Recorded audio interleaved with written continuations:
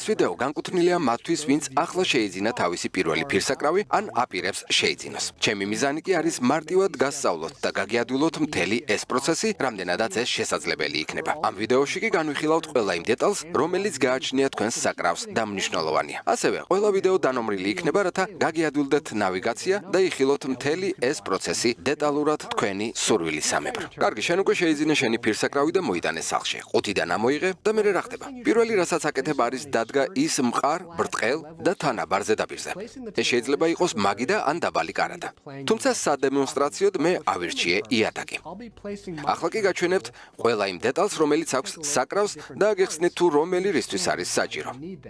სადემონსტრაციოდ მე გამოვიყენებ ჩემს აუდიო ტექნიკა LP100-ს, მაგრამ იცოდეთ, არ აქვს მნიშვნელობა, რომელი ბრენდის იქნება ის. ყველა საკრავს აქვს ერთი და იგივე დეტალი. პირველი არის საკრავის დამცავი საფარებელი, რომელიც მოყვება თითქმის ყველა საკრავს და იცავს მას მტვერის.